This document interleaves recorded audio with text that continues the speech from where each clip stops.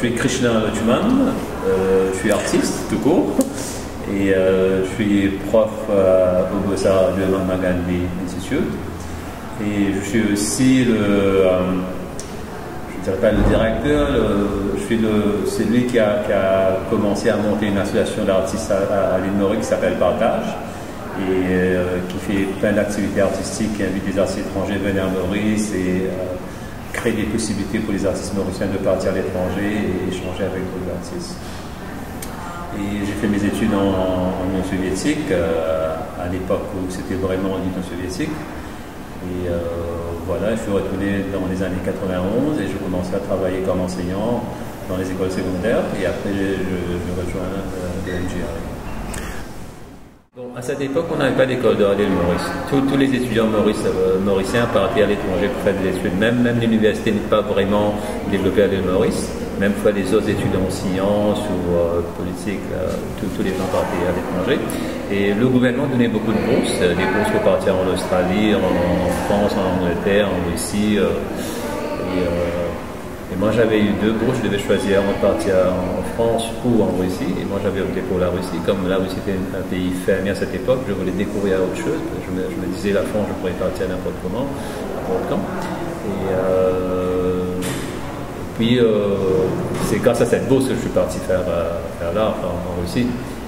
Et arrivant là-bas, je fais une année d'études que j'ai appris que seulement la langue pendant une année.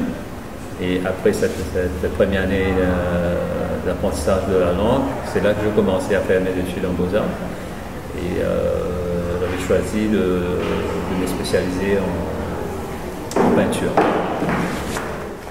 Les Russes jugeaient une personne insulaire, de couleur, hindou, avec une culture hindoue. Comment ça fonctionnait ça? Bon, pour eux tout d'abord, je n'ai pas rencontré une seule personne en Russie qui connaissait l'île Maurice. C'était vraiment la découverte d'une autre partie du monde comme c'est.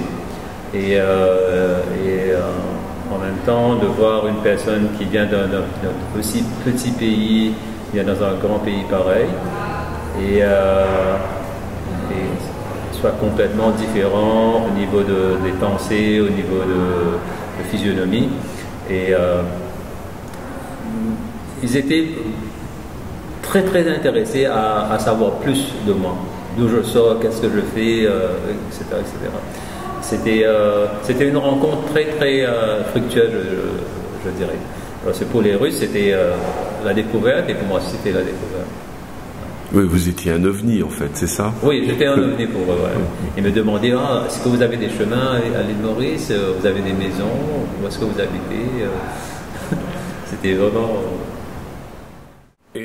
Et à ce moment-là, est-ce que vos projets personnels commencent à prendre forme? Est-ce que vous avez un regard critique par rapport à ce qui se passe, évidemment, je suppose, et comment vous mûrissez ça? En fait, au commencement, comme à l'île Maurice, on était déjà dans le vide, c'était le désert artistique à l'île Maurice, tout était nouveau pour moi à apprendre. Et j'assimilais tout ce qu'on me donnait à l'académie.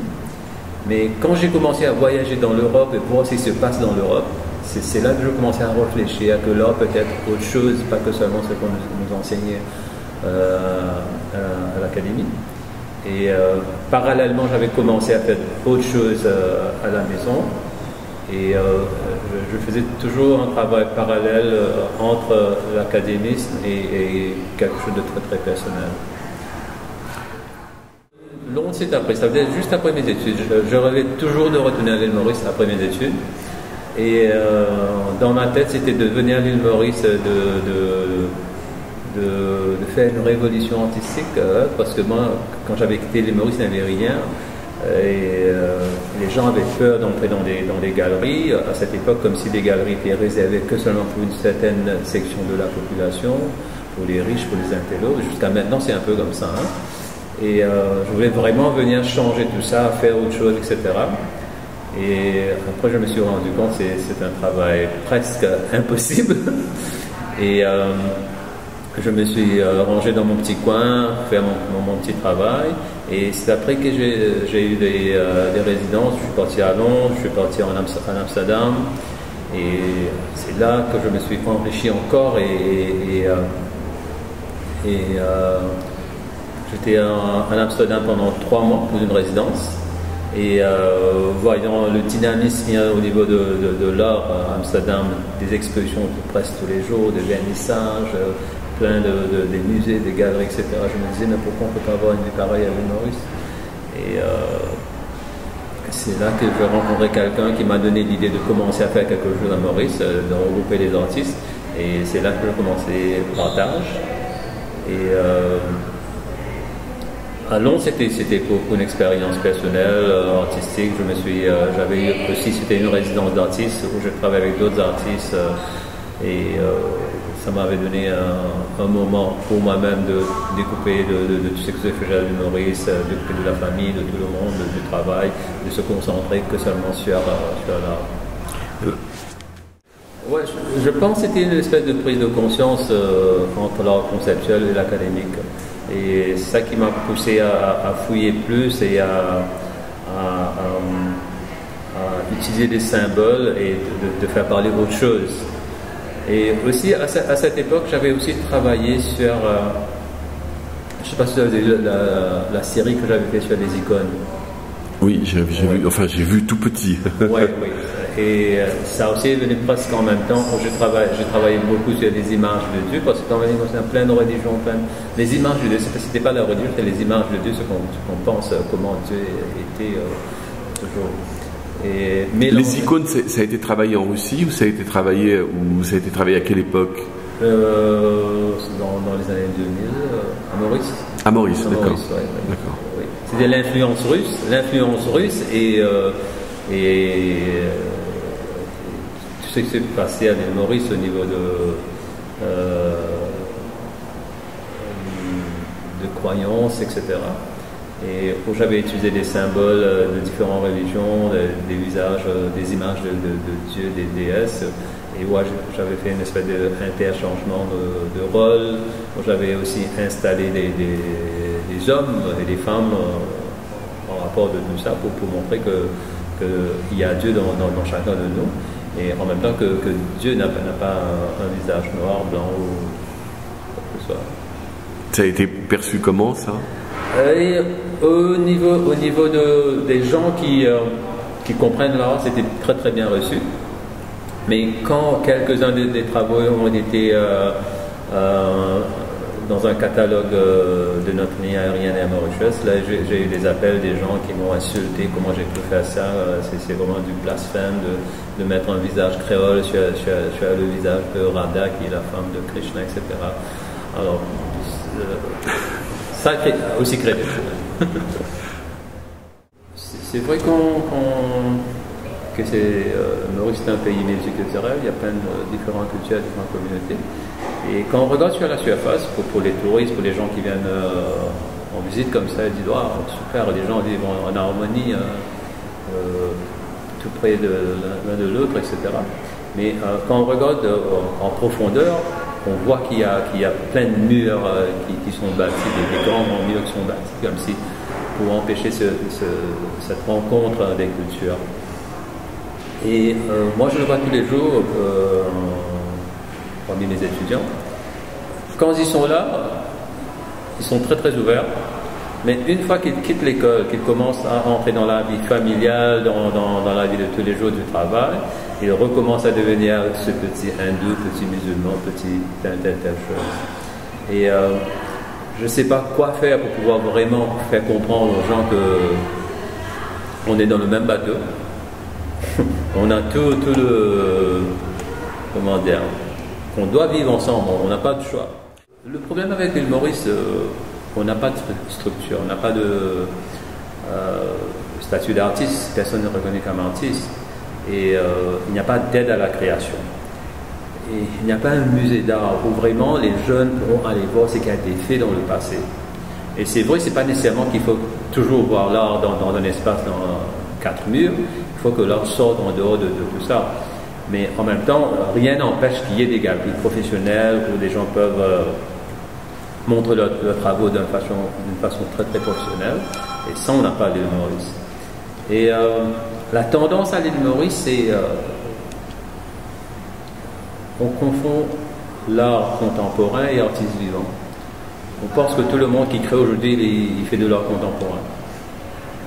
Et l'art est beaucoup fait, je connais plein d'artistes ou bien des gens qui achètent de l'art, c'est en fonction de leur intérieur, quel genre de rideau qu'ils ont, quel genre de sofa qu'ils ont, et ils vont acheter quelque chose qui sont décoratifs. Et un art qui questionne, qui scène un problème profond, n'intéresse personne. Le projet de musée, je trouve que c'est un projet formidable parce qu'on a vraiment besoin d'un lieu où on pourrait préserver ce qui a été fait dans le passé. Mais je pense qu'il ne faut pas rester que seulement dans le passé, il faut penser maintenant et l'avenir aussi. On a pris le bon chemin au moins de commencer avec quelque chose. Mais il faut aussi penser aux artistes qui sont là maintenant, qui travaillent maintenant, et essayer de leur donner les outils nécessaires, comme espace de création, espace d'exposition, aide à la création, possibilité de voyager, de rencontrer d'autres artistes, de faire venir d'autres artistes, de faire venir des expositions, de faire partie à l'exposition mauricienne, d'avoir des biennales, des triennales, etc. Et au niveau de l'école, on fait des expositions. Chaque année, on fait une exposition qui s'appelle le Salon de mai, une exposition représentative de tout ce qui se fait à l'île Maurice. Presque tous les artistes mauriciens sont dans cette exposition. Mais au niveau partage, on fait plein d'activités. On invite des artistes de l'extérieur à venir à l'île Maurice, travailler avec les artistes mauriciens et faire des expositions. Comme l'année dernière, on avait fait une exposition dans la forêt. C'était du land art. Tous les artistes étaient venus, ils ont vécu pendant 2 semaines dans un endroit précis. Ça faisait 15 jours, vivre ensemble, travailler ensemble et faire une exposition dans la forêt. Moi, je suis beaucoup plus pour ce genre de choses, mais ce genre de choses qui ne donnent pas un travail vraiment tangible, c'est des travaux éphémères, mais en même temps, ça demande beaucoup de ressources. Je pense que l'art mauricien doit grandir avec doit prendre son temps pour grandir. Il ne faut pas que seulement copier ce qui se passe à l'extérieur.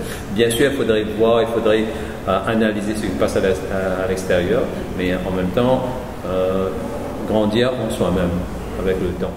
Dernièrement, j'ai fait une conférence avec un artiste, je sais pas, vous connaissez Mikunja, un artiste français, rayonné, etc. Et on voulait parler de monter une espèce d'association union d'artistes pour vraiment pouvoir voir avec l'État comment on pourrait améliorer les sorts des artistes, qu'il y ait des infrastructures, des structures pour les artistes. Mais il n'y avait que 15 personnes qui étaient présentes. Les gens ne sont pas intéressés. Je ne sais pas quoi faire. C'est déjà pas mal. Ouais, c'est déjà pas mal. Ouais, mais moi je continue. Moi je suis. Faut continuer. Je suis têtu. Il faut continuer.